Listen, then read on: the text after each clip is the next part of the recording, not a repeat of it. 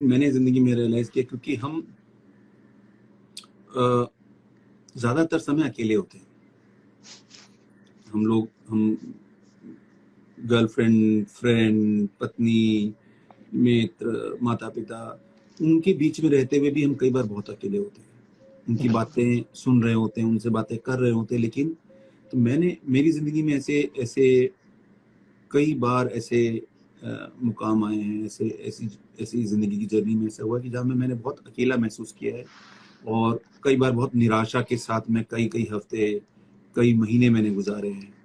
बहुत बहुत बहुत टफ है जिनके साथ होता है, जिनके परिवारों में, और जिस तरह से हमारा हमारा सामाजिक ढांचा है उसके अंदर फुसफुसाहटों में बात हो जाती है, पता है उसकी बिल्कुल। गर्लफ्रेंड, उसका हस्बैंड ना, ये कॉन्वर्सेशन होती है।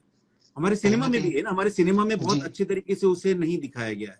हाँ। हमारे सिनेमा में इस तरह के सब्जेक्ट पे काम बहुत कम होता है, हमारे यहाँ पर वो कॉमेडी के लिए इस्तेमाल होता है। बिल्कुल सर। मैक्सिमम टाइम बिल मैंने ये देखा है कि जो मानसिक बीमारी है उसको कॉमिक जोन में ले जाते हैं, किसी का बिल्कुल सर। हिला हुआ दिमाग बताना और वो सब, तो वो बड़ा अनफॉर्चुनेट है।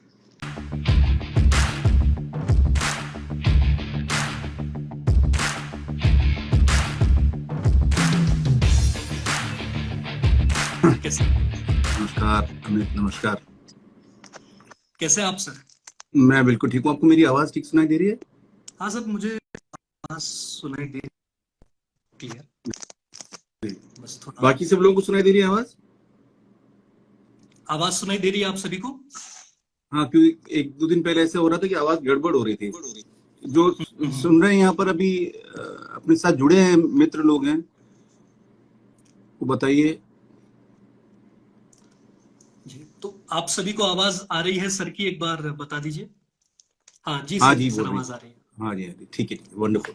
हाँ, ये क्योंकि बड़ी अननोन अननोन टेरिटरी है ना, ऐसा होता नहीं था पहले कभी, इसके लिए कोई प्रिपरेशन भी नहीं थी कुछ। जी सर, जी सर। आई डोंट नो, कुछ शायद जर्नलिस्ट या कुछ लोग जो कि रिमोट में रह के काम करते हैं, उनको तजुर्बा होगा इस चीज का ज्यादा, लेकिन जी।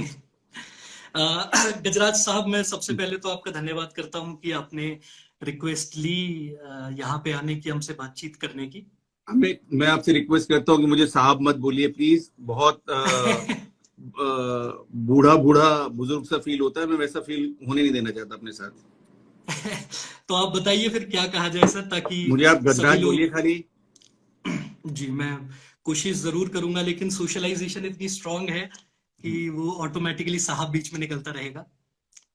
तो जी, गजराज जी, मैं सबसे पहले तो आपको वेलकम करता हूं चैनल पे। एंड अभी बीच में जिस दौरान में आप थोड़ा कनेक्टिविटी इशू से जूझ रहे थे, इतने में कितने सारे मैसेजेस और टेक्स्ट आ गए कि सर कितनी देर में ज्वाइन करेंगे और कब सर से बातचीत होगी, and everybody is so excited to have a conversation with you.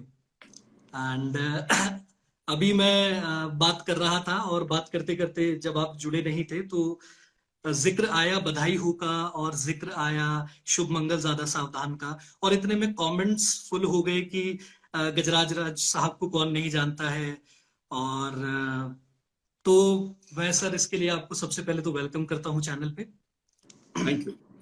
Thank you Amit, और क्योंकि थोड़ा मैंने बीच। अभी पिछले पिछले ऑलमोस्ट 10 दिन से मैं लाइव हो रहे हैं अलग अलग। पहले मुझे बड़ा, मैं संकोच में था कि ये जो लाइव का जो है सिलसिला है, इसको मैं देखा भी मैंने कुछ, तो उसमें समझ में आता नहीं है। कई बार होता है कि 10 लोग जुड़ते हैं, कई कई बार होता है जैसे जीतू के लाइव देखता हूँ उसमें 1000 1500 लोग होते हैं। या मैं कल हमारी एक को एक्ट्रेस अंगीरा जी। अंगीरा धर, उनका कुछ देख रहा था, तो उसमें वो मतलब सोलो लाइव कुछ वो कर रही है, तो उसमें जी। मुझे हजारों लोग नजर आए मुझे। तो इस तरह की चीजें जब, तो संकोच हुआ शुरू शुरू में कि क्या करना चाहिए। कि मतलब आप जाके ऐसा एक हिंदी में मुहावरा है, नक्कार खाने में तूती बोलना, कि जहां पर आप 2 3 लोग 4 लोग मिलके बात कर रहे हो और कोई सुनने वाला ना हो।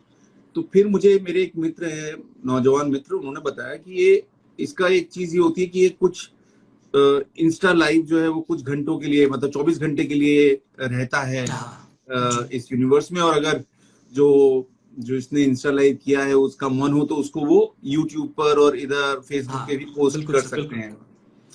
तो फिर मुझे लगा कि हाँ, फिर शायद इसके अंदर कोई वजह बनती है कि आप कुछ बातें अपने एक्सपीरियंस या जिनको मुझे बहुत ज्यादा डाउट रहता है हमेशा कि वो कितने इम्पोर्टेंट होंगे लोगों के लिए।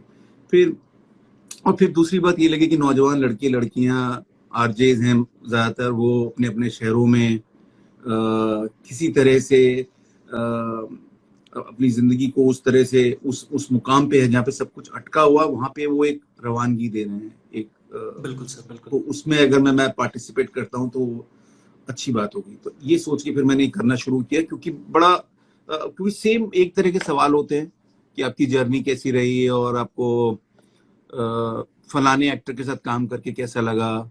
ये सारे बहुत थोड़ा अलग सा जब हो कुछ सवाल जवाब, या जो सामने भी बैठे होते हैं वो लोग भी कुछ ज्यादातर मैं देखता हूँ जो आते हैं वो सवाल इस तरह के आते हैं, हेलो बोल दो आप, एक बार मेरा नाम ले लो। अभी सर जब मैंने आपको रिक्वेस्ट भेजी थी मेंटल हेल्थ और मेन स्ट्रीम मीडिया के बारे में बातचीत, हाँ, और दूसरा ये भी था अमित कि मुझे लगा कि ये बड़ा एक संवेदनशील एक मामला है मेंटल हेल्थ, और जब मुझे उसके बारे में रत्ती भर भी जानकारी नहीं है। तो हाँ, तो फिर मैंने अपने आप को ऐसे कन्विंस किया कि चलो मुझे कुछ जानने को मिलेगा अमित से, मेरी लर्निंग होगी कि ये इस सब्जेक्ट के बारे में मैं बहुत कम जो जानता हूँ, बहुत सतही तौर पे जानता हूँ, उसमें मुझे कुछ मेरी जानकारी बढ़ेगी। बिल्कुल सर। इवन सर मैं जब अभी थोड़ा सा पढ़ने की कोशिश कर रहा था, जब मैंने डिसाइड किया कि मेन स्ट्रीम मीडिया पे बात करने की जरूरत क्यों है, तो सर अभी कुछ ही टाइम में एक टाइम ऐसा हुआ करता था जो मुझे ध्यान है बहुत अच्छे से, कि मीडिया टर्म बहुत ज्यादा लिमिटेड थी टीवी से, न्यूज़पेपर से, न्यूज़लेटर, मैगजीन से। लेकिन अभी कुछ टाइम में ही इतना ज्यादा बूम आ गया है कि आज के टाइम में जब से ये इंटरनेट आया है और इंटरनेट का इतना बूम आ गया है इंडिया में, तो जब जो व्यक्ति चाहे आज वो मीडिया से 24/7 कनेक्टिविटी में है। तो ऐसे में main stream media mental health पे क्या इम्पैक्ट करता है और main stream media mental health को कैसे दिखलाती है और क्या असर छोड़ जाती है सामने वाले व्यक्ति पे, इस पे बातचीत करना बहुत ज्यादा जरूरी पड़ जाता है। एंड इसीलिए मैं आपसे रिक्वेस्ट भी करना चाह रहा था, क्योंकि जब आपकी मूवी बधाई हो जब आई सर, एंड अभी जैसे शुभ मंगल ज्यादा सावधान जैसे आई, तो ये वो मूवीज है जो सबसे ज्यादा यंग लोगों ने देखी है और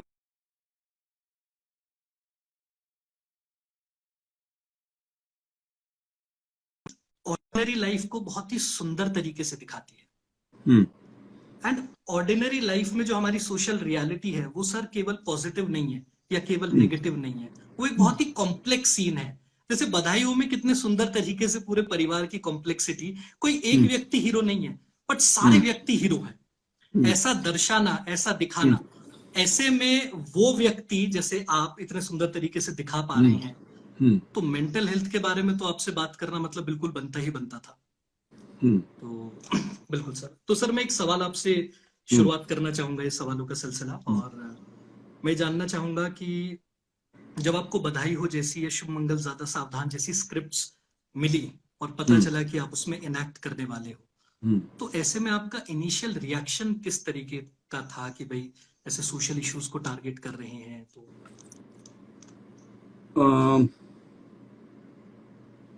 बहुत इंटरेस्टिंग सवाल है ये। जैसे बधाइयों में मेरे साथ दो चीजें हुई थी। एक तो मुझे इतना बड़ा रोल अब तक मिला नहीं था, तो मैं बहुत अपनी जो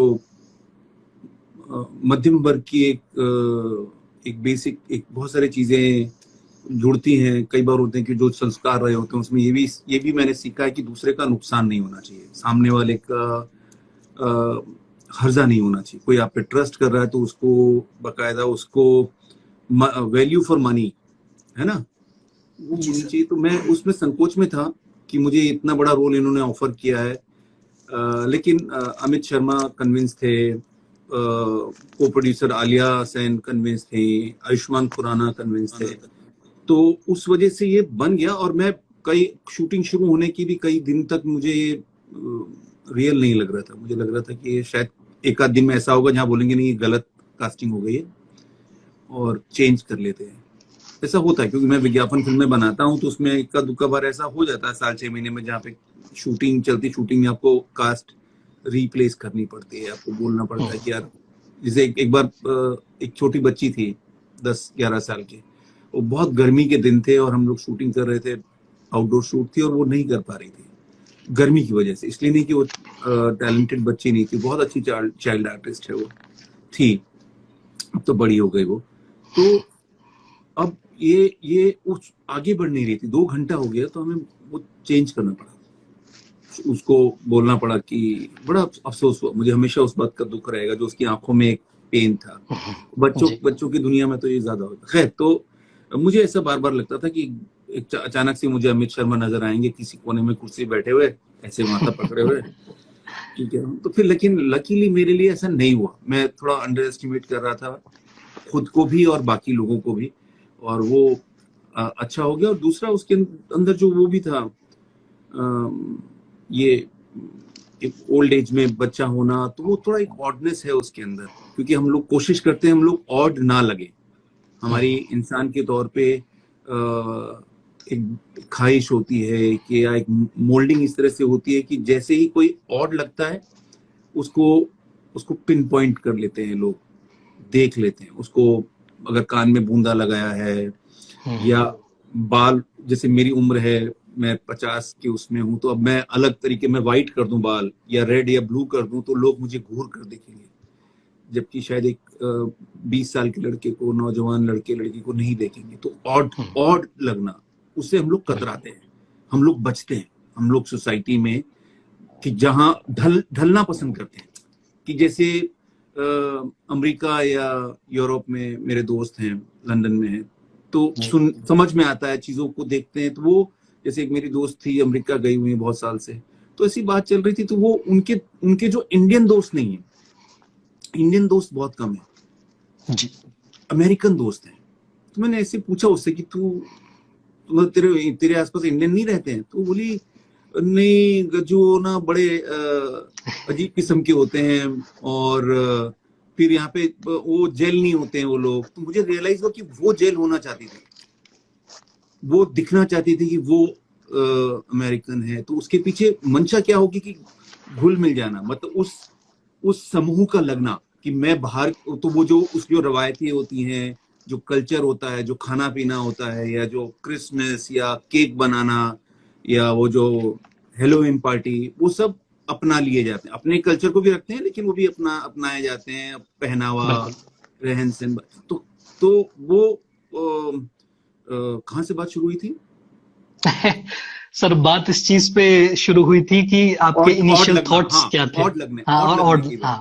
तो मैंने अपनी पत्नी को बताया कि ये उनको जब शेयर किया कि ये स्क्रिप्ट है और ऐसा ऐसा है, बड़ा स्टूपिड सा लगेगा, मतलब।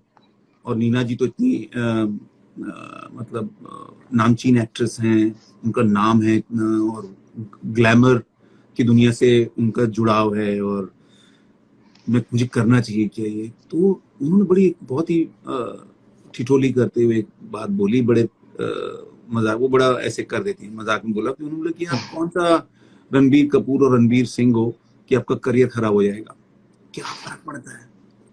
जो अगर 25 साल की उम्र में शायद ऐसा होता तो शायद आपको सोचना पड़ता। मैंने रियलाइज किया, हाँ यार, क्या फर्क पड़ जाएगा, क्या बोलेंगे। तो लकीली वो हो गया और उसका अच्छा रहा। और दूसरा, इसका भी, शुभमंगल सावधान का भी, क्योंकि मैं जाती जिंदगी में ऐसे इंसिडेंट्स और ऐसे लोगों से मिला हुआ हूँ शुरुआत से, तो अगेन उसकी जो ऑडनेस है उससे मैं फेमिलियर था। मेरे लिए टैबू नहीं थी, मेरे लिए अनजान चीज नहीं थी। ऐसा नहीं था कि अरे राम, ये कैसे होते हैं लोग, ये ऐसा वाला नहीं था, क्योंकि जो ज्यादातर हम लोग एक्सपीरियंस करते हैं। तो जब हितेश केवलिया ने नरेशन दिया, और उसके बाद तो मतलब अगेन मैंने भी उनको ये बोला, मैंने कहा इतना इम्पोर्टेंट रोल है और आप बिल्कुल तो किसी और को क्यों नहीं बोलते नहीं मुझे हमें आपका और नीना जी का पेयरिंग चाहिए, और जो केमिस्ट्री है, और वो इस शंकर त्रिपाठी और सुनैना त्रिपाठी को एक नई जगह दे सकती है, एक नई। बिल्कुल। तो अच्छा। और सर बहुत ज्यादा पसंद भी किया गया है आप दोनों की जोड़ी को। मैं मतलब आज जहां पे भी मैं कहीं पे मैसेजेस देखता हूँ इन मूवी के, हर जगह बस और बस आपकी और नीना जी की पेयरिंग की बात होती है। तो इतनी सुंदर केमिस्ट्री निकल के आई है वो। तो अगेन इसके ऊपर भी मुझे मतलब मैं ये नहीं कि मैं विनम्र होने की कोशिश कर रहा हूँ, कि मैं विनम्रता की मूर्त हूँ और वैसा नहीं, लेकिन मुझे बार बार ये लगता है कि ये रोल बहुत अच्छे लिखे गए थे। बधाई हो, शांतनु और अक्षत ने बहुत अच्छी लिखी थी। उसकी जो कुछ लिखी हुई चीजें ऐसी होती हैं अमित की, जिनको बुरा खराब बनाने के लिए बहुत टैलेंट चाहिए। इसके अंदर कोई भी अभिनेता अभिनेत्री होते तो वो आसपास में ही होती। हो सकता है कि इतना जबरदस्त नहीं होता, मतलब 100% नहीं होता, 91% होता, 95% होता, 89% होता, तो हो तो जाता, क्योंकि वो स्क्रिप्ट, क्योंकि अदरवाइज फिर तो ऐसा, अगर ये केमिस्ट्री इतनी गजब है तो फिर हमें 10 फिल्में करनी चाहिए एक के बाद एक। बिल्कुल सर, बिल्कुल। नहीं, चाहे कैसी भी स्क्रिप्ट हो, तो वो नहीं काम करेगा, वो नहीं काम करेगा। जैसे मतलब वो मैजिक नहीं होता, मैजिक स्क्रिप्ट से होता है। बिल्कुल। मतलब जैसे नहीं सर, ये सॉरी जी मैं माफी चाहता हूँ, बताइए जी सर। नहीं तो वो मुझे लगता है कि स्क्रिप्ट बधाइयों की भी बहुत अच्छी लिखाई थी उसकी, और उसका निर्देशन हुआ, और फिर वो किसी एक को क्रेडिट नहीं दिया ना होता यही है, लेकिन आमतौर पे हमारे परफॉर्मिंग आर्ट्स में, सिनेमा में ये होता है कि कोई एक जो है उसको मान लिया जाता है, एक या दो या तीन लोग, चार लोग होते हैं जिनको बोला जाता है कि इन्होंने झंडे गाड़ दिए, जबकि ऐसा नहीं होता। सूर्य का सीकरी देखिए, या जो मेरा बेटा शार्दुल जो बना है, या जो आर्ट डायरेक्टर है उसके, हाँ, उसका जो घर जो है, आप इमेजिन कीजिए कि वो जो घर के अंदर का सीन है सारा, वो सेट बना है, वो सेट है मुंबई के एक स्टूडियो में, और बाहर का जितना दृश्य है वो सारा दिल्ली में शूट किया था हम लोगों ने। तो लेकिन ज्यादातर लोगों को लगता है कि ये वाकई में एक रेलवे कॉलोनी का एक घर होगा। तो वो जो बिल्कुल आर्ट डायरेक्टर हैं, वो कितना उनका रिसर्च होगा उसमें, कितनी डिटेलिंग थी उसके अंदर, कि वो इतना रियल लगा कि हम एक्टर्स के लिए भी वो एक अच्छी अनुभूति थी कि हमें लगता नहीं था कि हम सेट में काम कर रहे हैं। बिल्कुल सर। तो वो उस लिहाज से, जैसे शुभ मंगल सावधान में आपको बताता हूँ, छोटा सा हाँ, बिल्कुल सर, बिल्कुल। कि शुभ मंगल सावधान में बड़ा इंटरेस्टिंग हुआ कि हम लोग जिस घर में, बड़ा सा एक घर था, पुराना राजा वाले जो घर होते हैं ना, जो घाट पे बने होते हैं, हाँ जी सर, पुरखों के जमाने की वजह से, हाँ, वो बड़ा सा एरिया है, और उसके अंदर उन्होंने छोटे से 4-6 रूम है जो रखे हुए हैं, अपना होटल जैसा छोटा बुटीक होटल खुला हुआ है।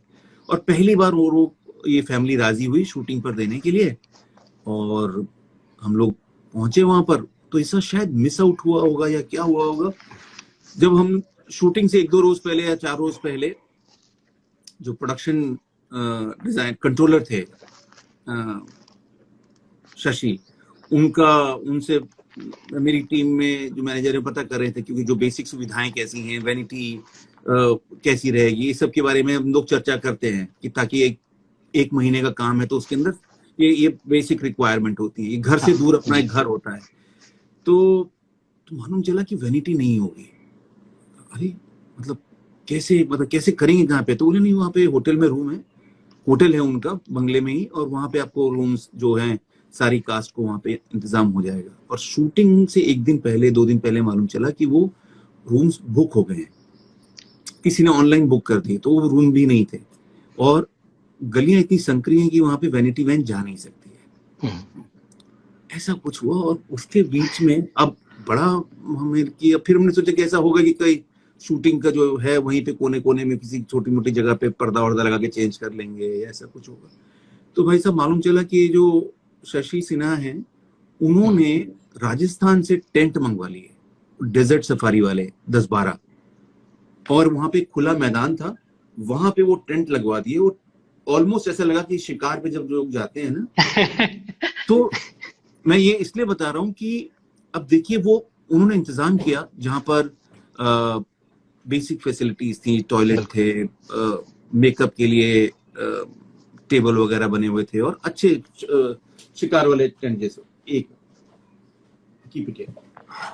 तो उसकी वजह से क्या हुआ, एक दिन लगा कि अरे ये क्या मतलब है, इंतजाम क्यों नहीं सही हुआ। क्या होता है कि सारे एक्टर कहीं ना कहीं दामाद के रूप में आ जाते हैं, जमाई बन जाते हैं। हाँ, तो सुनने में तो यही आता है ये सब। कि फिर ये बोला था, ये क्यों नहीं हुआ, ये सब होता है। तो लेकिन दूसरे दिन के बाद से रियलाइज हुआ कि तो बहुत अच्छी दुनिया क्रिएट हो गई है, एक माहौल बन गया है कि हम लोग अपने टेंट के बाहर चेयर टेबल लगा के मेकअप करवाते थे, गप्पे होती थी, म्यूजिक सुना जाता था, अंताक्षरी खेली जाती थी, खाना खाया जाता था, अगर दिन की शूटिंग है या रात की शूटिंग है उसके हिसाब से। तो अब देखिए कि वो शशि सिन्हा ने, जाहिर सी बात है, अपने प्रोडक्शन डिजाइनर और अपने प्रोड्यूसर उनके सहयोग से, उनकी रजामंदी से डिसाइड किया होगा, क्योंकि उनके लिए एक्स्ट्रा खर्च था ये। लेकिन उन्होंने एक्टर्स के लिए एक बहुत ही कंफर्टेबल दुनिया पैदा कर दी 1 महीने के लिए। तो उससे हमारे काम में कहीं पे चीची नहीं थी, मतलब हम लोग क्रिब नहीं कर रहे थे, क्रिब को क्या बोलते हैं, शिकायतें नहीं थी, मतलब तो वो माहौल अच्छा बना है। तो ये कह सकते हैं कि वो जो प्रोडक्शन का जो बैकग्राउंड में रहता है, एक थैंकलेस जॉब होता है ना, मतलब जैसे एग्जीक्यूटिव प्रोड्यूसर समझ लीजिए कि थैंकलेस जॉब है कि वो एग्जीक्यूशन करवा रहे हैं और उनको कोई, सब लोग उनसे चिढ़ते ही हैं क्योंकि वो कटौती करते हैं, पैसों की कटौती होती है, होटल रूम्स की कटौती होती है, वो सब चीजें। तो लेकिन उनका कितना बड़ा कंट्रीब्यूशन है ये कि उन्होंने अपने 8-10 एक्टर्स को अच्छा बैठने, उठने, लेटने का एक अच्छा इंतजाम कर दिया शॉट्स के बीच। बिल्कुल बिल्कुल सर। गजराज जी, जब आप ये बात बता रहे थे तो मेरे दिमाग में कहीं पे आया कि आपने जब कैरेक्टर शब्द का इस्तेमाल किया कि कैरेक्टर में ढलना, तो जैसे हमें न्यूज सुनने को मिलती है, जैसे हीथ लेजर जब जोकर की शूटिंग कर रहे थे एंड उन्होंने उस कैरेक्टर में ढलने के लिए कहीं पे उसका इतना नेगेटिव प्रभाव रहा उनके ऊपर कि it is eventually associated to his death. And अभी जैसे न्यूज में सुनने को मिलता है कि जब अलाउद्दीन खिलजी जैसे कैरेक्टर के लिए रणवीर सिंह ने अपने आप को अकेला कर लिया, वो जो एक कैरेक्टर में से जो नेगेटिविटी, जो एक एग्रेसिवनेस लानी होती है, उसके लिए कहीं ना कहीं पे खुद को उस प्रेशर में डालना, झोंकना, अपनी पर्सनालिटी जो आपकी खुद की है उसको छोड़ के एक नए कैरेक्टर की पर्सनालिटी में ढलना, ये सर एक एक्टर के लिए कितना स्ट्रेसफुल, कितना चैलेंजिंग, या किस तरीके की जर्नी रही है आपके हिसाब से? देखिए, 2 अलग अलग तरीके होते हैं, इसका कोई फॉर्मूला नहीं है कि ये ऐसा करोगे तो ही ठीक होगा और ऐसा नहीं करोगे तो आप खराब हो। जैसे श्रीदेवी जी के बारे में सुना है कि वो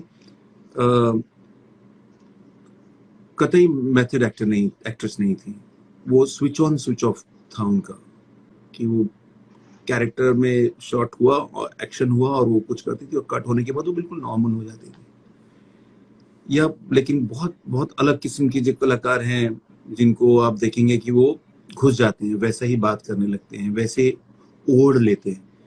जो रियल में ओढ़ लेते हैं तो उनको तो सैल्यूट है, उनको सलाम है। ये मैं जैसे जानता हूँ, मनोज वाजपेयी को जानता हूँ, वो कैरेक्टर में घुस जाते हैं, जो भी पात्र कर रहे होते हैं उसमें दिखते हैं वो। और अभी से नहीं, जब से वो थिएटर करते थे, हम लोग साथ में थिएटर किया करते थे दिल्ली में, तो तब से मैंने उनको ऑब्जर्व किया है कि वो उनका एक तपस्या है उनकी। आप उनकी कोई भी सिनेमा उठा के देखिए, गली गुलियां पीछे देखा होगा आपने, जहाँ पे एक आदमी अपनी ही दुनिया में गुम हो जाता है, उसको अपनी रियलिटी मान लेता है। या ये जो अभी अमेज़न पे जो शो आया, क्या था शो, सर फैमिली मैन। अच्छा, फैमिली मैन, अच्छा, मनोज वाजपेयी जी का, जी जी जी, है ना। तो अब वो उस लगता है कि हाँ यार, ये एक स्पेशल सर्विसेज वाला बंदा होगा ये, बिल्कुल सर, है ना। तो वो ऐसे लोग भी होते हैं जो ऐसा करते हैं जेन्युइनली, वो ठीक है। लेकिन जाती तौर पे कहूँ तो मेरी समझ उतनी ज्यादा नहीं है, या मैं क्योंकि इंस्टिंक्टिव एक्टर हूं मैं, बहुत मुझे उस मौके पे क्या आता है, तो मेरी प्रिपरेशन रहती है कि मैं पढ़ाई करता हूँ उसके बारे में, रोल के बारे में, स्क्रिप्ट को बहुत बार पढ़ता हूँ, बहुत ज्यादा बार पढ़ता हूँ, शूट से पहले रिहर्सल करना पसंद करता हूँ डायरेक्टर के साथ, अगर वो राजी हूँ, और ज्यादातर केसेस में राजी होते हैं कि वो लाइन रिहर्सल होना। तो वो जब हो रहा है ना, उससे पहले, जैसे कि अब समझिए कि बधाइयों में वो जो सीक्वेंस था, लेकिन अगेन क्योंकि हम लोग तो है तो फाइनली एक्टर्स ना, जब आप स्टेज, मतलब वहां पे आप ट्रांसफॉर्म तो नहीं हो सकते हैं, आपको रियलिटी मालूम रहती है, मालूम रहनी चाहिए, पता रहनी चाहिए आपको कब रोल में निकलना है, घुसना है, और कब उससे निकल कर आना है, मुझे ऐसा लगता है। बिल्कुल तो सर। बधाइयों में जैसे वो सीक्वेंस था, हॉस्पिटल वाला सीक्वेंस, आखिर में जो क्लाइमेक्स वाला, हाँ जी जी जी अब जी। वो अगेन, अब उसके अंदर हंसी ठिठोली नहीं हो सकती है, उससे पहले नहीं हो सकती। और अगर मुझे हंसी मजाक बहुत पसंद है, सेट पर मैं हंसी मजाक करना पसंद करता हूँ, गप्पे लड़ाना पसंद करता हूँ, मुझे जो टीम मेंबर्स हैं, असिस्टेंट्स हैं हर डिपार्टमेंट के, उनसे बात करना, उनके बारे में जानना मुझे बहुत अच्छा लगता है, उनकी दुनिया को समझना, क्योंकि मैं उस वहीं से गुजर कर आया हूँ, मैं असिस्टेंट हुआ करता था। तो लेकिन जब इस तरह के क्रिटिकल सीक्वेंस होते हैं, तो उसमें फिर मुझे पॉज लेना पड़ता है, उसकी प्रिपरेशन हो सकता है, जैसे ये वाले हॉस्पिटल वाले सीन की प्रिपरेशन मैं पिछली रात से कर रहा था। जो जो जो मेरी जो हंसी मजाक की जो मेरी प्रवृत्ति है, उसको उसको पॉज किया हुआ था, उसको रोका हुआ था। मैं उस जितेंद्र कौशिक किस चीज से गुजरने वाला, उसको समझने की कोशिश कर रहा था, और सेट पे भी ये हुआ, और उसका फायदा ही हुआ। और उसमें जब आप अपने काम को सिंसियरली लेते हैं, तो ज्यादातर ऐसे ही होता है कि को एक्टर्स होते हैं, वो सब आपकी मदद करते हैं, हेल्प करते हैं बिल्कुल बिल्कुल। आपको, उसके अंदर क्यूज देना, लाइन देना, आप भले ही उनका बैक है, तो वो बड़ा आपके ऊपर फर्क, आप पर डिपेंड करता है, आप पर निर्भर करता है कि आप अपने पार्ट के लिए, अपने काम को लेकर कितना सम्मान दिखाते हैं। बिल्कुल सर। और वही और वही शुभमंगल में भी है कि वहां पे कुछ सीक्वेंस ऐसे थे, जैसे वो जो लाठी मारने वाला सीक्वेंस मेरे लिए बड़ा तकलीफ वाला दिन था, वो 2 दिन जो मैंने शूट किया था, तो उसमें बिल्कुल स्विच ऑफ हो गया था। बाकी तमाम लोगों ने बोला कि क्या हो गया, तो मैंने कहा नहीं, मुझे थोड़ा सा, मुझे कैरेक्टर के साथ रहना पड़ेगा, अभी मैं करूंगा तो मेरी दिखेगा, मैं वो चिप मतलब पकड़ के रखना पड़ेगा मुझे शंकर त्रिपाठी को, मैं गजराज को थोड़ी देर के लिए बैठाना चाहता हूँ। तो वो बिल्कुल सर। अब हर एक एक्टर और एक्ट्रेस का अपना एक तरीका होता है, और जब तक कि ऑडियंस उसको पसंद करे, एंड रिजल्ट पसंद करे, पीछे क्या हो रहा था उससे किसी को लेना देना नहीं है। एक्टर्स ऑडियंस को क्या लेना देना कि गजराज ने बधाइयों के लिए पिछली रात से मेहनत की थी, हॉस्पिटल सीक्वेंस के लिए, क्या लेना देना उनको, क्योंकि अगर वो अच्छा है इसलिए अप्रिशिएट कर रहे हैं, अगर वो बकवास होता, फर्जी होता, तो लोग कोई लेना देना नहीं था। बिल्कुल सर। सर आपने जो आपकी जर्नी रही है एक्टिंग की, वो काफी लंबी रही है। जैसे अभी आपने बात करते हुए भी कहा कि बधाई हो का जो रोल है वो एक काफी बड़े रोल के तौर पे आपके लिए आया, तो आपकी तरफ से जिम्मेदारियां भी उसके लिए काफी ज्यादा बढ़ गई थी। तो सर मैं जानना चाहूंगा कि इतने लंबे सफर में एक्टिंग के काफी बार काम मिलता है, काफी बार काम नहीं मिलता है, ऐसे में जितने भी स्ट्रेसेस या जितने टाइम पे आप हताश हुए होंगे, निराश हुए होंगे चीजों से, ऐसे टाइम पे वो एक ऐसी डोर क्या थी जिसने आपको हमेशा पॉजिटिव रखा या अच्छे की तरफ खींच के लेके आते रहे? सबसे इम्पोर्टेंट चीज ये है कि मैंने हमेशा, मेरे फादर जो हैं उन्होंने बहुत खराब जिंदगी जी है। उनके, मेरे दादाजी, जब मेरे फादर 12 साल के थे तब वो एक्सपायर हो गए थे, और देहात से, गांव से वो अहमदाबाद गए। अहमदाबाद में उन्होंने मजदूरी की, चाय की दुकानों पे छोटे छोटे काम किए, मिलों में काम किया, फिर दिल्ली आए, उसके अंदर उन्होंने डेली वेजेस जैसे मजदूर होते हैं उस तरह से रेलवे ट्रैक पर काम किया, गर्डर्स उठाया, वो सब किया। तो वो कहानियां मैं सुनता रहा, बचपन मेरा उन कहानियों के साथ गुजरा था। तो मुझे ये एहसास था कि जो है मुझे शिकायत नहीं करनी चाहिए, जो है वो, जो मिला है वो प्लस में है, ये स्कीम में नहीं था।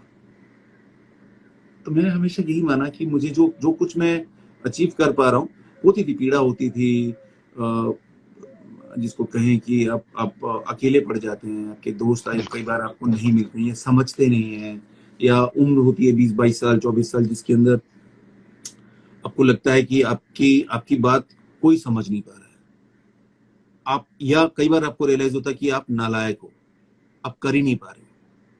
ऐसी बहुत सारी स्थितियां होती हैं, हर एक की जिंदगी में होती होगी।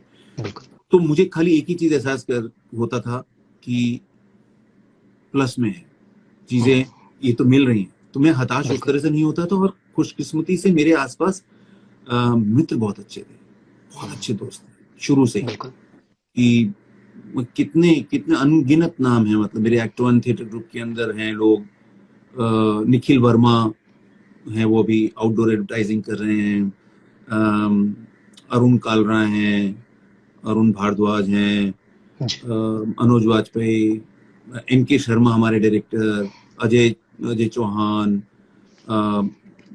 पारोल, जूही, शेफाली, ये एक ऐसा परिवार था, ऐसे लोग थे जो आपको जज नहीं करते थे, आपको सधे हुए कदमों से आगे बढ़ने के लिए आपको प्रेरित करते। तो मैं ये कह सकता हूँ कि ये जो नहीं होना और होना जो है, मेरे लिए बहुत ज्यादा उछाल नहीं आया, मेरा सेंसेक्स कभी बहुत ज्यादा वो नहीं हुआ, नहीं हुआ।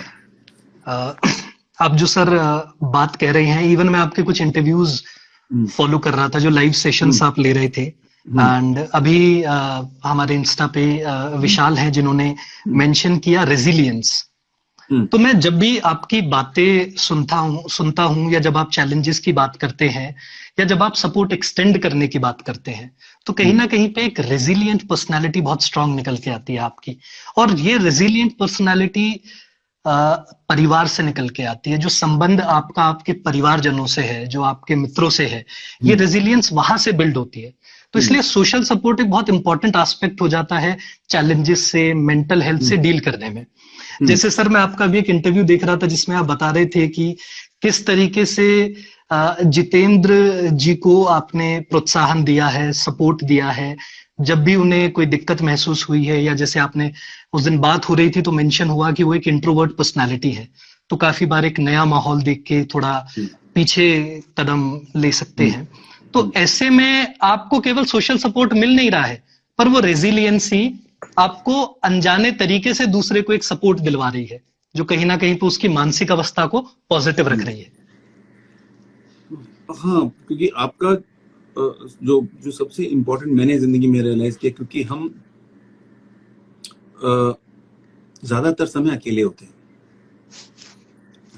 हम गर्लफ्रेंड, फ्रेंड, पत्नी, मित्र, माता पिता, उनके बीच में रहते हुए भी हम कई बार बहुत अकेले होते हैं, उनकी बातें सुन रहे होते हैं, उनसे बातें कर रहे होते हैं, लेकिन तो मेरी जिंदगी में ऐसे कई बार ऐसे मुकाम आए हैं, ऐसी जिंदगी की जर्नी में ऐसा हुआ कि जहाँ मैंने बहुत अकेला महसूस किया है, और कई बार बहुत निराशा के साथ में कई हफ्ते, कई महीने मैंने गुजारे हैं, रिलेशनशिप्स की वजह से, रोजगार की वजह से। ऐसा होता है क्योंकि यही चीजें होती है, रिलेशनशिप होती है या रोजगार होता है मेरे ख्याल से, कि जो आपको रोजगार इसलिए जरूरी है क्योंकि आपके बेसिक खर्चे जो आपके होंगे, या आपकी जो जिम्मेदारियां हैं वो आप कंप्लीट कर सकते हैं, और रिलेशनशिप जो है वो आपके इमोशनल खर्चों के लिए जरूरी होती है, बिल्कुल, है ना। तो वो कमियां हमेशा अभी भी आती है, अभी भी ऐसा कई बार लगता है साल में 6 महीने में कि यार मैं बिल्कुल अकेला हूँ, कोई मेरी बात समझ ही नहीं रहा है, और आप अलग राह पे जा सकते हैं, लेकिन और आपका जो अंदर जो है ना, 2 लोग बैठे होते हैं, एक जो होता है बहुत नेगेटिव होता है, पेसिमिस्टिक होता है, और एक जो होता है पॉजिटिव होता है। आप पर है कि आप किससे दोस्ती बनाते हैं। आप पॉजिटिव वाले से दोस्ती बनाएंगे तो आपको सहूलियत, क्योंकि कई बार होता है वो मतलब पॉजिटिविटी भी बड़ा एक हाइपोथेटिकल चीज है ना, कि पॉजिटिव हुए चले जा रहे हैं और साला जिंदगी में कुछ हो नहीं रहा है ना, कितना पॉजिटिव होगा, है ना। तो लेकिन वो पॉजिटिव नेगेटिविटी के मुकाबले में पॉजिटिव ख्याल, पॉजिटिव जो आपके अंदर का जो एक सोल है वो इम्पोर्टेंट है। और जब आप, मुझे तो वही निकालता है बार बार, मुझे वो हेल्प करता है, मुझे उससे बहुत मदद मिलती है। मैं उसके, और पहले मुझे लगता था कि यार मैं अपने से बात करता हूँ तो ये सही है क्या, फिर पढ़ा जाना कि हर कोई बात करता, हर एक, जैसे मैं अभी आपसे बात कर रहा हूँ तो मैं अपने से भी बात कर रहा हूँ, अपने से भी मैं अभी अगली जो मेरी अपॉइंटमेंट है या मेरे कल का जो है उसके भी ख्याल बीच में आ जाते हैं, है ना। मुझे एक फोन करना है 1 घंटे में तो वो ख्याल भी आता है, तो मैं अपने से बात करता हूँ। तो अब ये बहुत जरूरी है कि हम अपने जो एक वो जो तुर्रम खां है, टेढ़ा आदमी है अंदर का, उसको रोकें।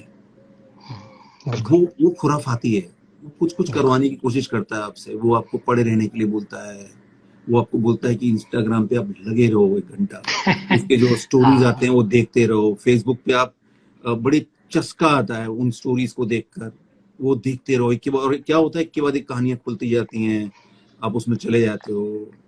तो अब वो पॉजिटिव वाला बोलता है यार इसको रोक ले, बहुत हो गया, कुछ पढ़ ले, कुछ इसको डिटॉक्स कर दे, राशनिंग कर दे। अगर आप सुन लोगे तो आपकी जिंदगी बेहतर है, नहीं सुनोगे तो गड़बड़ हो जाएगी। कॉन्शियस एंड अनकॉन्शियस, ये क्या लिखा है उन्होंने? सर ये कॉन्शियस एंड अनकॉन्शियस का बेसिकली वो हिस्सा बता रहे हैं कि जो हिस्सा आपके दिमाग का जिससे आप अवेयर होते हैं, जैसे अभी आपने चाय लिया या पानी पिया, या जैसे कोई आया तो आपने एकदम से कहा कि प्लीज कीप इट हियर, तो ये आपके कॉन्शियस पार्ट से आया जिससे आप अवेयर हैं, या चाय पीना। और अनकॉन्शियस पार्ट सर हमारे दिमाग का वो हिस्सा है जहां पे सब कुछ पड़ा हुआ है, आपका जेनेटिक, आपका चाइल्डहुड एक्सपीरियंसेस, जो धीरे धीरे अलग अलग तरीके से कहीं ना कहीं मैनिफेस्ट होता है। जैसे एकदम से आप गुस्सा हो गए, भड़क गए, तो सबको लगेगा कि ये कितना कॉन्शियस बिहेवियर था इसका। पर बाद में जब आप एक प्रोफेशनल हेल्प लेते हैं तो प्रोफेशनल हेल्प लेने के बाद आपको पता चलता है कि आपके अनकॉन्शियस हिस्से से, दिमाग का वो 80 से 90% हिस्सा जो सोया हुआ है, कहीं ना कहीं ये उसके अंदर का दुख है जो ऐसे निकल के आया, फिजिकल मैनिफेस्टेशन हुआ जिसका। तो ये उसी को सर कॉन्शियस और अनकॉन्शियस पढ़ना पड़ेगा, ये फिलॉसफी है ये। जी जी जी, ये काफी सारे थॉट्स है सर, सिगमंड फ्रॉइड ने इन्होंने शुरुआत करी कॉन्शियस अनकॉन्शियस की बातचीत। एक जमाना था, आज से 10-15 साल पहले, मैं बहुत ज्यादा मुझे गुस्सा आता था, मैं अपने शूटिंग फ्लोर पे लोगों को डांट देता था और बहुत बेइंतहा मुझे शर्मिंदगी उस बात की अब तक। तो वो धीरे धीरे चीजें बदली। तो हाँ, हो सकता है क्या ऐसा, हाँ कह सकते हैं कि जैसे मैं अपने बेटे को एक बार डांटा बहुत बुरी तरीके से। कुछ हम लोग कहीं पे घूमने गए हुए थे किसी शहर में, विदेश में, और वहां पे उसने कुछ ग्लास तोड़ दिया और उसको मैं बोल रहा था कि ये ऐसे मत चलो, ऐसे मत दौड़ो, और उसने तोड़ दिया। मैं बहुत ऐसा डांटा मैंने उसको, और फिर वो तो भवनक एकदम, तो आंखें फटी की फटी रह गई, ये क्या हुआ, ये तो ठीक ठाक बात करता था यार। हाँ। और उसकी उम्र शायद थी उस वक्त 6-7 साल की उम्र थी। तो फिर मुझे रियलाइज हुआ कि मैंने क्या गड़बड़ कर दी। फिर मैंने उसको समझाया, मैंने बोला कि मैंने कहा नहीं, मैं किसी और बात, ऑफिस पे गुस्सा था, किसी ने मेरे साथ ऐसा फोन पे ऐसा बोला था, उसको पता नहीं समझ में आया कि नहीं बताई, लेकिन मुझे उस तरह की घटनाओं ने मुझे बहुत संभाला कि कंट्रोल करना चाहिए। और दोस्त तो हैं, जैसे मेरे, जब मैंने आपको जिक्र किया, प्रदीप शर्मा है बंबई में मेरे दोस्त, रेस्टोरेंट चलाते हैं, वो लोकल गार्जियन है मेरे शुरू से, हम लोग जब बंबई आए थे तब से। तो वो बड़े उनको ज्यादा फर्क नहीं पड़ता है कि अच्छा काम करना या कुछ करिश्मा उनके लिए इम्पोर्टेंट नहीं है। वो बड़ा सरलता से वो लोग पति पत्नी बिहेव करते हैं। और जैसे अभी अपना ये वाली फिल्म शुभ मंगल सावधान, वो देख नहीं पाए थे, और मैंने उनसे बड़े एक्साइटमेंट में मैंने उनको लिंक भेजा कि भाई ये आ गया है Amazon प्राइम में, इसको देखिए। तो उनका जवाब ही नहीं आया। और फिर मैंने मैसेज किया कि क्या हुआ, ठीक नहीं लगी? तो उन्होंने बोला हाँ अच्छी थी, ये ठीक था, ये ठीक नहीं था। तो फिर मैं समझ गया कि वो इस पर ज्यादा बात नहीं करना चाहते। बिल्कुल। इसमें उनका उत्साह वैसा नहीं है जैसे बधाइयों के समय था। तो क्योंकि मेरे ज्यादातर दोस्तों ने मुझे बड़ा एकदम से उत्साह के साथ बात की, और तो मुझे, लेकिन अब ये एक सेकंड के लिए हो सकता है कि अरे यार ऐसे कैसे हो सकता है, सबने तो पसंद किया। लेकिन अब क्योंकि वो मेरे बहुत अजीज हैं, तो मुझे वो मैं उनको टेकन फॉर ग्रांटेड नहीं ले सकता हूँ। या जैसे अरुण कालरा है, वो उनसे मेरी दिन में अब तो खैर हर ऑलमोस्ट 1-2 दिन में बात हो जाती है। तो मैं जब उनसे बात करता हूँ और उनके बारे में जानकारी लेता हूँ, तो वो कहीं ना कहीं वो जो मेरे अंदर का जो एक बंदा है जो कम खुराफाती है, उसको मैं फॉर्डर दे रहा होता हूँ। बिल्कुल सर, बिल्कुल, ताकि उसको वो बिजी रहे कुछ इंटरेस्टिंग और अच्छी बातों के अंदर। बिल्कुल सर। और सर जो बातें आपने कही हैं, मेरे दिमाग में एक सवाल आ रहा है कि आपके लिए जिंदगी में अपने परिवारजनों से, आपके मित्रों से जिनसे आप बातचीत करते हैं, उनसे वल्नरेबल होना कितना जरूरी है आपके लिए? वल्नरेबल होना, उनके साथ में बिखर जाना, या उन्हें वो प्राइवेट मोमेंट्स में काफी बार आंसू आ जाना, या बहुत ज्यादा खुश होना, तो वल्नरेबिलिटी के अराउंड आपके क्या विचार हैं परिवार के साथ में और दोस्तों से? मैं बहुत खुशकिस्मत मानता हूं कि मेरे पास ऐसा समूह है, ऐसे लोग हैं जिनसे मैं अपने जो मेरे रोजगार से संबंधित जो समस्याएं हैं और जो नुकसान हैं या खराब काम किए हैं, मैं सबको तो नहीं बता सकता। मैं इस पब्लिक प्लेटफॉर्म पे है अमित पवार के साथ बात करते हुए अमित पवार पूछे अभी बताइए आपने लास्ट 2 साल में क्या खराब काम किया है, मैं बोलूंगा नहीं, मैं तो खराब काम करता ही नहीं हूँ, मैंने बहुत अच्छा काम किया है। क्योंकि वो फॉर्मेट वैसा है, फॉर्मेटिंग वैसी है। मैं शेयर नहीं करना चाहूंगा, लेकिन खराब काम तो किया है, बिल्कुल हुआ है, होता ही है। तो वो आपके पास ऐसे लोग होने चाहिए। मेरी पत्नी है, वो बिल्कुल, उनको कुछ नहीं फर्क पड़ता है कि कौन कितनी तारीफ कर रहा है, तो वो बहुत सपाट सरलता से बात करती हैं। मित्र हैं, वो सारे के सारे बहुत तो उनसे मैं फोन पे बता दिया या मिल के बता दिया। तो मुझे ऐसे तकरीबन आधा दर्जन लोग हैं, 5-6 लोग हैं जिनको मैं किसी भी समय बता सकता हूँ कि भाई मेरी जिंदगी में ये हो गया है। और मुझे वो बड़ा अच्छा लगता है कि ये जैसे मैं आपसे बता रहा हूँ मैं कि मुझे बैक प्रॉब्लम है, स्पॉन्डिलाइटिस है मुझे, तो उसका वो बहुत पुराना है, तो उसका कोई इलाज नहीं, उसका योगा है और कुछ उस तरह की चीज चलती है। कई बार जैसे अभी पिछले 4-5 दिन से लोअर बैक अटक गया है, तो मैं कुछ योगा कर रहा था और उसमें बिना इंस्ट्रक्टर के किया मैंने तो वो मट्टी पलीद हो गई तो वैसी सिचुएशन के अंदर आपको निराशा होती है कई बार। या मैं डायबिटीज है मुझे, तो अब जैसे कोरोना से रिलेटेड जब भी कोई इंस्ट्रक्शंस आते हैं तो उसमें बाकायदा डायबिटीज वालों के लिए बोला जाता है कि आप ज्यादा केयर करें, आप खतरे में हैं। तो बार बार ख्याल आता है कि यार कुछ हो जाएगा क्या, मतलब हेल्थ रिलेटेड। तो फिर उसके अंदर आपके पास ऐसे मित्र होने चाहिए जिनको बता सके कि यार मेरे साथ ये ख्याल चल रहा है, और वो उनके पास भी कोई सोल्यूशन तो नहीं होता, लेकिन क्या होता है आखिर में कि आप जब चर्चा करते हैं तो उस चर्चा से कुछ निकल के आता है। जैसे मेरे एक दोस्त हैं, उनसे मैं शेयर करता था यार बैक प्रॉब्लम, या तो उन्होंने तकरीबन 2-3 साल पहले मुझे नहीं समझ में आया कि उन्होंने क्यों ऐसा बोला, लेकिन उन्होंने बोला कि यार तू ना हमेशा ना ये तकलीफ की बात क्यों कर देता है मुझसे। तो फिर मैंने उनसे वो बातें नहीं की, कि मुझे लगा, मैंने रियलाइज किया कि शायद वो मुझसे भी बड़ी समस्या से शायद गुजर रहे हो रहा है।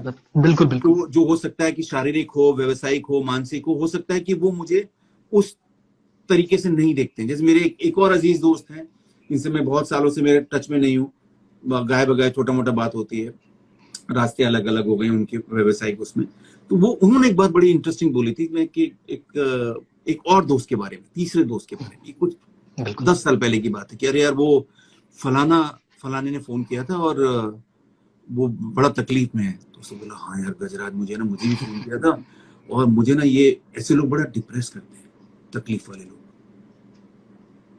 समझ रहे हैं आप कि हम लोग साथ में थिएटर करते थे और वो सब। तो फिर मैंने कहा ये मुझे बड़ा बुरा लगा, मुझे लगा यार ये आदमी बड़ा आइडियलिस्टिक आदमी था, आइडियलिज्म की बातें करता था, अचानक से ऐसी बात क्यों कर रहा है कि मुझे वो अपनी तकलीफ की बात। तो फिर कुछ अरसे के बाद मैंने और दोस्तों से भी शेयर किया, फिर मैं रियलाइज किया कि हो सकता है कि वो ना बता पा रहा हो, लेकिन वो कुछ और चीजों से जूझ रहा होगा जिसके बीच में वो ये इस चीज का सामना करने की हिम्मत उसके लिए उसके अंदर नहीं है। बिल्कुल समझ रहे हैं ना? तो ये उसका ब्लैक एंड व्हाइट नहीं है, इसके अंदर कोई फिक्स फॉर्मूला नहीं है, कोई कोई किताब नहीं है जिसके अंदर इसको आप पालन करेंगे और आपका जीवन बहुत सक्सेसफुल हो जाएगा। लेकिन जो आपका मेन सवाल था कि ऐसे दोस्त, ऐसे परिचित होना बहुत जरूरी है जिसके सामने आप क्या बोलते हैं कि वल्नरेबल हो सके, नहीं, क्या विदाउट गार्ड, क्या टर्म होता हाँ है? विदाउट, हाँ बिल्कुल, अपने गार्ड्स डाउन कर सके, हाँ, कि आप वो दीवार ना रखें दोनों के बीच में। कोई बताएगा जो सुन रहे हैं मित्र, क्या बोलते हैं उसको? ऑफ गार्ड करना या lowering your guard? Lowering your guard, अपना गार्ड नीचे करना, गार्ड डाउन ये करना। ना, एक तो भाषा इतनी खिचड़ी हो गई ना यार, मतलब क्या करें। मैं कोशिश करता हूँ कि मैं रोकूं, क्योंकि मेरी अंग्रेजी पे इतनी कमांड नहीं है, मैं समझ लेता हूँ, लेकिन गजराज जी, मैं माफी चाहता हूँ, आपको बीच में रोक रहा हूँ सर। आप अगर आपको ठीक लग रहा है, क्योंकि बच्चों के सबके लाइक्स तो आ रहे हैं, बातचीत हो रही है, हाँ, आप कॉन्वर्सेशन कंटिन्यू करें तो इंस्टाग्राम पे सेशन ओवर होने वाला है, तो आप अगर परमिशन दे तो आई विल रिकनेक्ट यू। हाँ, कुछ देर कर सकते हैं हम लोग। हाँ बिल्कुल सर, मैं लिमिटेड रखूंगा, थोड़ा ध्यान रखूंगा हाँ, आपके समय का। हाँ, बहुत बहुत शुक्रिया सर जी। नमस्कार गजराज जी। नमस्कार। ये जैसे बड़ा ये इम्पोर्टेंट है। जैसे अभी कई बार होता है कि सवाल जो होते हैं वो बड़े एक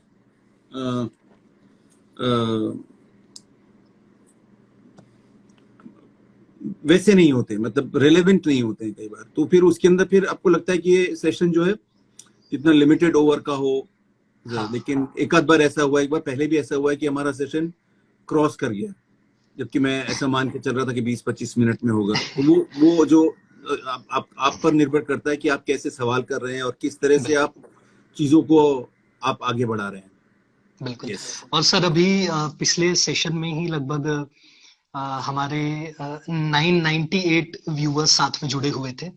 अरे वाह। तो ये अपने आप में हमारे लिए भी बहुत बड़ी बात है कि इतने सारे लोग साथ में जुड़े हुए थे। एंड मैं आपसे पहले तो धन्यवाद करता हूं कि आपने ये सेशन एक्सटेंड करने दिया, क्योंकि मुझे पता है आप भी बहुत ऑक्यूपाइड है और सेशंस भी ले रहे हैं। सर मैं एक सवाल आपसे जानना चाहूंगा कि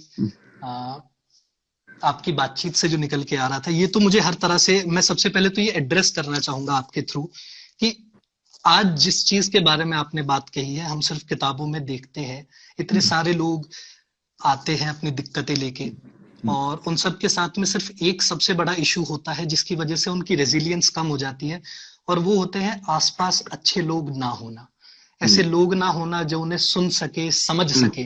तो कहीं ना कहीं पर उनकी क्षमता इतनी गिर जाती है कि वो बाउंस बैक करना, उस रियलिटी में वापस आना, मजबूत होना, वो थोड़ा सा मुश्किल पड़ जाता है। तो मैं सर आपसे ये जानना चाहूंगा कि क्या कभी आपने किसी, जैसे आप अभी योगा की बात कर रहे थे, तो आपने कहा कि मैं ट्रेनर के बिना योगा करने की बात पे आपने थोड़ा बात कही, तो मैं जानना चाहूंगा कि काउंसलिंग या मेंटल हेल्थ जैसी चीज से जुड़े रह के क्या कभी आपने किसी प्रोफेशनल की हेल्प सीख करी है, या कभी किसी प्रोफेशनल से बातचीत करी है कि क्या मानसिक अवस्था आपकी चल रही है किसी समय पे? नहीं, फिलहाल अभी तक नहीं की है, क्योंकि लकीली जो मेरे आसपास बिल्कुल सर, जो समूह था, दोस्तों का समूह था, वो उसमें बहुत प्रबुद्ध और दूसरे फिल्म इंडस्ट्री से अलहदा किस्म के लोग, जर्नलिस्ट हैं, तो वो एक पर्सपेक्टिव मिलता है, एक आईना मिलता है। और कभी, और मुझे ऐसा लगा कि हाँ, कभी बहुत ज्यादा ऐसा खुराफाती जो है अंदर का, वो तंग कर रहा है, तो मैं डेफिनेटली काउंसलिंग लेने में मुझे कोई प्रॉब्लम नहीं है। मेरे आसपास में ऐसे मित्र हैं जिनको जानता हूँ, 2-3 लोग हैं जो जैसे डिप्रेशन उनको बहुत ज्यादा तंग करता है, तो वो उसके लिए वो कंसल्ट करते हैं, मेडिसिन लेते हैं वो लोग। कुछ साल पहले मेरे एक रिलेटिव हैं, तो वहाँ गया हुआ था मैं उनके यहाँ, तो मुझे मालूम चला कि उनका जो 14 साल 15 साल का बच्चा है, उसके बारे में बात हो रही थी। तो बोले स्कूल में इसको बहुत तंग करते हैं सब लोग, तो बहुत चिढ़ाते हैं, और होता बच्चे तो बुली करते ही करते हैं, इस तरह की चीजें रहती हैं। फिर एक आध बार कुछ साल बाद फिर से बात हुई, 2-1 साल बाद, तो मालूम चला कि फिर से वही है कि नहीं है। और फिर उन्होंने मुझे बड़े संकोच में, क्योंकि हमेशा इस तरह की चीजें हैं, लोग वो करते हैं कि रिश्तेदारों में ऐसी बात की जाए या ना की जाए। तो उन्होंने मुझे बताया कि वो ना आजकल बड़ा अजीब सी बात करता है। वो बोलता है कि स्टेशन पर खड़ा था वो और कोई उसे मारना चाह रहा था, या इस तरह की अटपटी बातें। तो पता नहीं क्या हो गया है। तो मैं थोड़ा सा अलर्ट हुआ। मैंने कहा ऐसा ही तो ऐसे किसी, उन्होंने बोला कि नहीं वो न्यूज़ बहुत देखता है आजकल, वो उसकी वजह से हो रहा होगा। तो फिर मैंने फिर अपने कुछ एक मित्रों से बात की, कोई ऐसा है मेरे रिलेटिव है, उनके यहाँ पे नौजवान लड़का है ये 16-17 साल का, उसके साथ ऐसा हो रहा है 18 साल का। तो उन्होंने बोला कि तो कुछ मानसिक तनाव में लग रहा है और इसको काउंसलिंग बहुत जरूरी है इसके लिए। तो फिर मैंने उनके माता पिता से बात की कि भाई इसको ना, तो क्योंकि ये शब्द बोलना भी लोग उसको बड़ा ऑफेंसिव ले लेते हैं, इसको आपको साइकेट्रिस्ट को एक बार दिखाना चाहिए और इसकी काउंसलिंग हो। तो नहीं, अब कैसी बातें कर रहे हैं आप, हमने बताया गलती की आपको, ऐसा नहीं, हमारे बच्चों को कुछ नहीं, हमारे घर में किसी को नहीं है। तो मैंने कहा नहीं, ये आप बहुत नुकसान करेंगे आप उसके साथ और अपने साथ, अगर उसको कुछ करना नहीं है। मैंने बड़ा समझाया, बड़े समझाने के बाद वो लोग राजी हुए लकीली, और फिर एक मनोरोग विशेषज्ञ हैं उनसे बात की गई और उनसे मिलवाया गया, और फिर उन्होंने बताया कि हाँ ये बच्चा जो है बहुत तकलीफ में है। कुछ एक स्पेशल टर्म बताया था उन्होंने, और बोले कि बहुत मुश्किल है, बहुत डैमेज हो चुका है, मतलब आपको बहुत पहले आना चाहिए था। आपने जो उसको स्कूल में जो हो रहा था उसके साथ, उसको बहुत पहले आपको, अगर आप डील करते, स्कूल छुड़वा देते, कुछ और करवाते, तो शायद बदलाव आता। तो उन्होंने मुझे जाती तौर पर बताया कि बड़ा मुश्किल लग रहा है, लेकिन ट्राई करते हैं क्या होता है। लेकिन उन माता पिता ने कहीं पर उस चीज को ले लिया पॉजिटिव अंदाज में, कि मैंने कहा आपको बताने की जरूरत नहीं, आपको ऐसा लग रहा है कि कॉन्शियस हो रहा है तो आप अपने कॉलोनी में मत बताइए, अपने रिश्तेदारों में मत बताइए और उसको ट्रीट कीजिए आप उसको। तो फिर उन्होंने उसको पॉजिटिव तरीके से लिया, काउंसलिंग करवाई, उसके ऊपर मेडिसिन में खर्चा किया। तो उसने आगे जाके बच्चा यूनिवर्सिटी लेवल पे गया और उसने वहाँ पे बहुत अच्छे अंकों से ग्रेजुएशन किया। समझ रहे हैं आप? उसकी काउंसलिंग आज भी जारी है, वो चलता रहता है। वो बीच बीच में उसके हालात में कुछ फर्क आता है, ऐसा तो हो नहीं सकता है कि वो 100% चेंज हो जाएगा। लेकिन मुझे ये चीज बड़ी अच्छी लगी कि वो जो माता पिता हैं उन्होंने, और मुझे ये अच्छा लगा कि मैंने सही समय पर मेरा इंटरवेंशन काम आया। मैं भी इस बात को, और वो फिर उसके बाद से मैं कॉन्शियस रहता हूँ।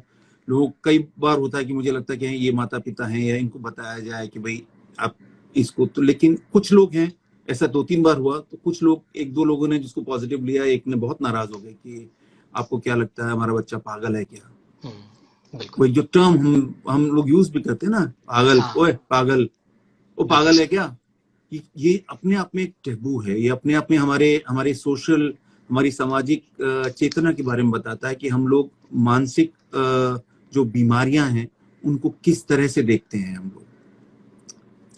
तो ये एक है। और लेकिन काउंसलिंग, काउंसलर से मिलने में, काउंसलिंग लेने में कोई दिक्कत नहीं होनी चाहिए किसी को भी। ये बाकी बीमारियों जैसी ही बीमारी है, जैसे डायबिटीज है या बीपी है या स्किन डिजीज है, उसी तरह से ये बीमारी है। और उसके ज्यादातर केसेस में काउंसलिंग जो है उसका उसका उसका तोड़ निकालती है, उसको कुछ हद तक या बहुत हद तक चेंज करती है उसके अंदर। और लेकिन उसमें जरूरी है कि माता पिता, रिश्तेदार वो हिम्मत करें। और बिल्कुल सर, बिल्कुल। उसको है, बहुत बहुत बहुत टफ है जिनके साथ होता है, जिनके परिवारों में, और जिस तरह से हमारा सामाजिक ढांचा है उसके अंदर फुसफुसाहटों में बात हो जाती है, पता है उसका हस्बैंड ना, ये कॉन्वर्सेशन होती है। तो सर ये कहीं ना हमारे सिनेमा में भी है ना, हमारे सिनेमा में बहुत अच्छे तरीके से उसे नहीं दिखाया गया है। हमारे सिनेमा में इस तरह के सब्जेक्ट पे काम बहुत कम होता है। मुझे नहीं ध्यान है अभी, और अभी नहीं आ रहा। जैसे एक अंग्रेजी फिल्म है, सिल्वर लाइनिंग है शायद उसका नाम, जिसमें रॉबर्ट डिनीरो साहब हमारे जो है उसमें डॉक्टर बने थे।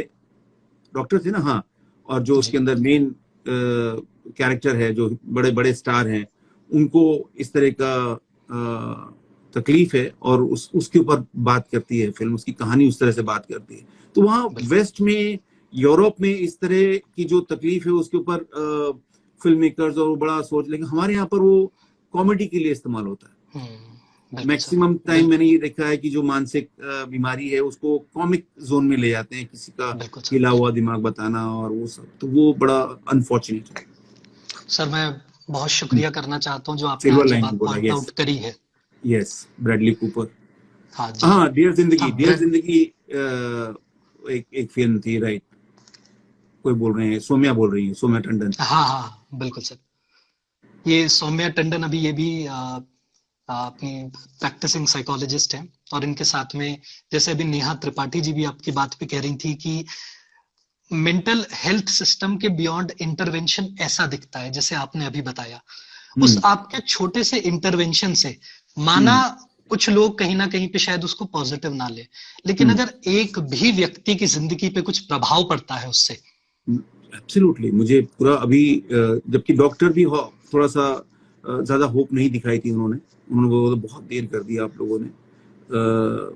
उन्होंने कुछ टर्म्स बोले थे जो मुझे नहीं याद हैं, लेकिन फिर वो भी अचरज में है कि अरे इतनी रिकवर कैसे कर ली इसने। और उसमें आपके होम्योपैथी में भी हैं। मेरे एक दोस्त हैं जो डिप्रेशन के लिए होम्योपैथी की मेडिसिन लेती हैं। बिल्कुल सर, ये कोई सवाल है तो हम ले सकते हैं।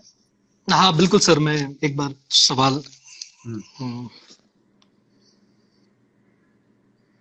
और सर मैं ये आपका धन्यवाद इस चीज के लिए जरूर करना चाहूंगा गजराज जी, कि आपने आज ये बात आउट लाउड कही, क्योंकि अब तक जितना भी पोर्ट्रेयल, मतलब हम लोग जब फील्ड में जाते हैं काउंसलिंग करने के लिए, खासकर गांव और रिमोट एरियाज में जहां पे कुछ नहीं पहुंचा, वहां पे सिनेमा पहुंचा हुआ है, राइट।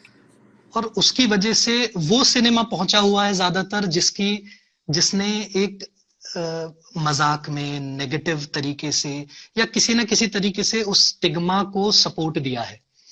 और उस स्टिग्मा से लड़ना हमारे लिए बड़ा मुश्किल हो जाता है, मतलब जूझना।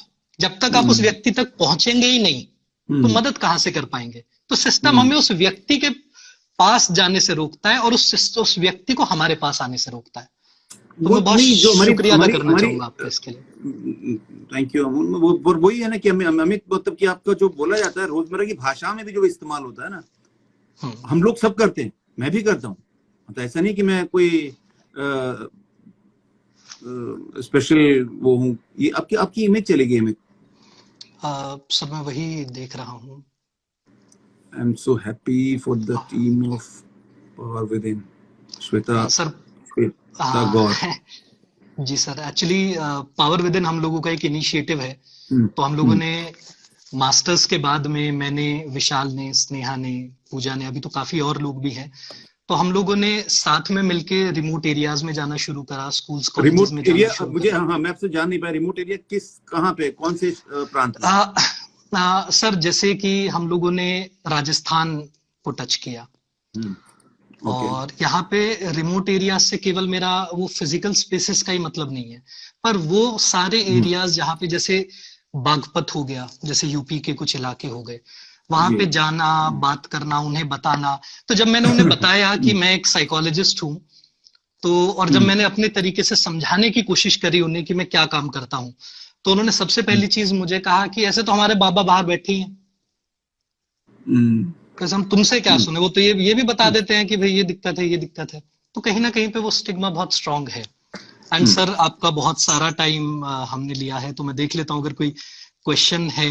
एंड सभी को और अमित, मुझे लगता है कि इसमें इस पूरे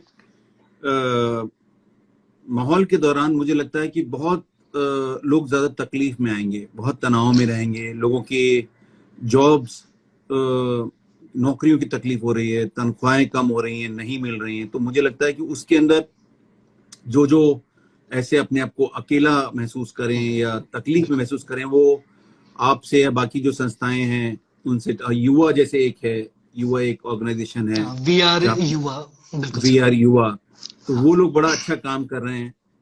तो कनेक्ट करें जरूर मतलब जब बिल्कुल भी सर, अगर आप बिल्कुल कॉर्नर फील करें, अपने आप को अकेला महसूस करें, या लगे कि आप सारे कोई सोल्यूशन है ही नहीं, अब क्या करें, तो उसमें भी जरूर कोई ना कोई वो, क्योंकि आपके अंदर का खुराफाती जो है वो बोल रहा है कि अब कोई सोल्यूशन बिल्कुल नहीं सर, बचा है। बिल्कुल सर। सर मैं लास्ट की 2 छोटे सवाल रखना चाहूंगा आपसे। पहला हम्म। तो ये, आपने वी आर युवा की बात करी तो मुझे ध्यान आ रहा है, आपने एक प्रोजेक्ट किया था उनके साथ में, talk to hmm. Them, yes. जिसमें आप और बहुत सारे लोग साथ में मिलके आपने बात कही थी कि कितना जरूरी है अपने आप को एक्सटेंड करना पेरेंट्स तक, और इवन पेरेंट्स के बाद भी, जिससे भी आप बात कर सके।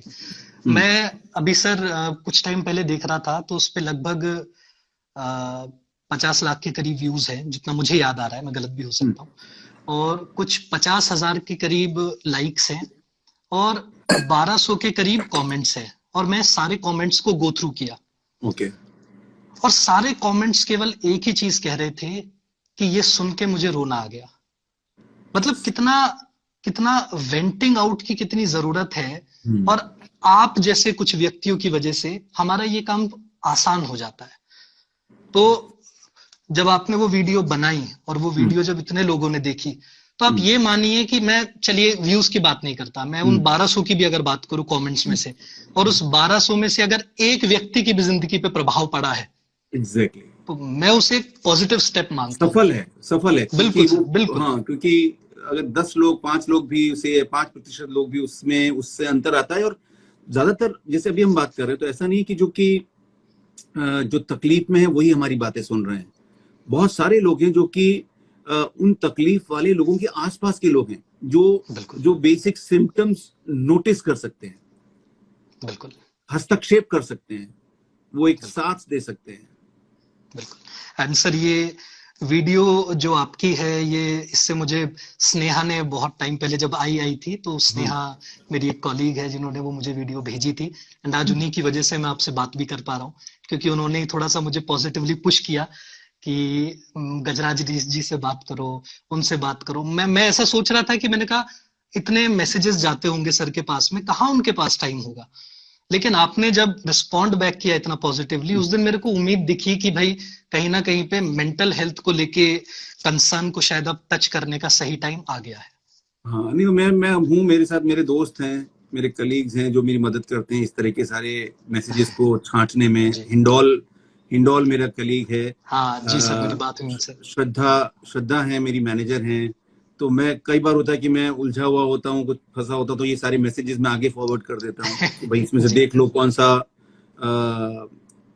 किस कॉल में जाना चाहिए, या क्या कब टाइम निकाल सकते हैं। क्योंकि टाइम तो बहुत ज्यादा है, लेकिन उसके बावजूद आपका, जैसे अभी घरेलू कामों में आधा दिन चला जाता है, हाँ फिर उसके बाद स्क्रिप्ट्स हैं वो पढ़ रहा हूँ मैं, कुछ जो एक मेंटल मैपिंग की हुई है, एक रूटीन जैसा बनाया हुआ है। बिल्कुल सर। तो चलिए सर अमित। एक, हाँ, हाँ बोलिए। सर, मैं माफी चाहूंगा, मैं ये कह हाँ। रहा था सर कि एक बार आप थोड़ा सा लास्ट में ऑडियंस को अगर एड्रेस कर दे on need for counselling and towards understanding mental health. मैंने जो बात बोली वही सेम टू सेम बात है कि अगर मतलब ये जो एक स्टिग्मा है, या एक जो इसको बोलते हैं, ये बहुत बड़ा एक शर्म की बात है जब हम बात करते हैं कि हमें मेंटली डिस्टर्ब हूं मैं, या डिप्रेशन में हूं, या जैसे मुझे एंजाइटी होती है कई बार, पिछले कुछ सालों से एंजाइटी होती है, घबराहट होती है। हाँ, वो जुड़ा हुआ है उससे, स्वास्थ्य से जुड़ा हुआ है कि मुझे कुछ हो गया तो परिवार का क्या होगा, ये सब कुछ हो जाता है। मतलब होने को कोई, किसी को आपके जाने के बाद किसी की जिंदगी रुकती नहीं है, लेकिन बिल्कुल। कहीं पे एंजाइटी रहती है कि ऐसा, या जैसे मुझे अर्थक्वेक से मुझे बहुत घबराहट है। हिंदुस्तान के किसी भी शहर में अर्थक्वेक आ जाए और मेरी सांस फूल जाती है, अरे यार अब क्या होगा।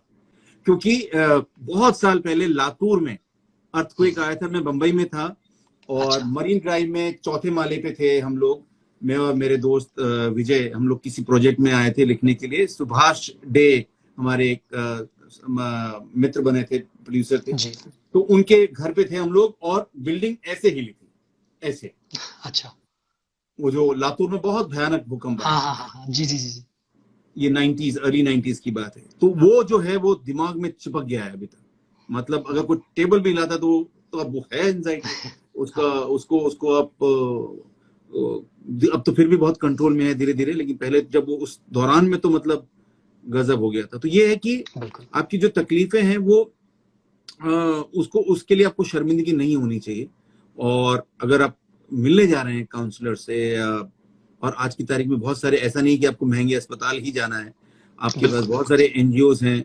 आप अमित की संस्था से बात कर सकते हैं, उनको उनके इंस्टाग्राम पे मैसेज कर सकते हैं। VR युवा पे उनका सिस्टम है। अभी जैसे अभी 2-3 दिन पहले मैं उद्धव ठाकरे का वीडियो देख रहा था ट्रांसमिशन। उसमें उन्होंने बताया इस तरह की कोई तकलीफ हो, अकेलापन महसूस हो, घबराहट हो, तो उसके लिए उन्होंने नंबर प्रोवाइड किए थे। तो ये बहुत जरूरी है कि आप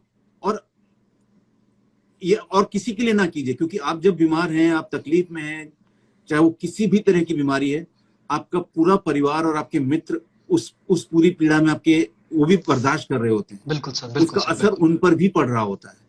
तो वो चीज आप बिल्कुल ध्यान रखें कि अगर आपको लग रहा है, और जिसको समझ में नहीं आ रहा और उसके आसपास मित्र हैं, रिलेटिव हैं, उनको समझ में आ रहा है, तो उनको कोशिश करनी चाहिए कि वो मेडिकल इंटरवेंशन,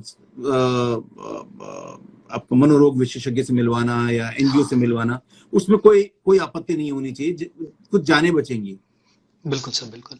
बहुत बहुत शुक्रिया गजराज जी, बहुत बहुत शुक्रिया सर आपका कि आपने समय दिया और इस सेंसिटिव इशू पे इतने अनफिल्टर्ड और इतने ऑनेस्ट तरीके से आपने बात करी। मैं भी जितने भी मुझे पता नहीं आपने ध्यान दिया या नहीं दिया है, पिछले 10-15 मिनट के दौरान में ये हार्ट्स रुके नहीं है। दिख रही है। तो इसमें भी और पिछले वाले में भी 15 मिनट लगभग मैं अंदाजा ले रहा था, 15-20 मिनट से लगातार चले जा रहे हैं। तो कहीं ना कहीं आपकी बात एक जमाने में तोपों की सलामी दी जाती थी, हार्ट्स की सलामी दी जा रही है। हाँ, आज ये हार्ट्स की सलामी है। तो बहुत बहुत शुक्रिया सर हमारे व्यूअर्स को ये सारी चीजें बताने के लिए। Thank you so much sir. Thank you sir.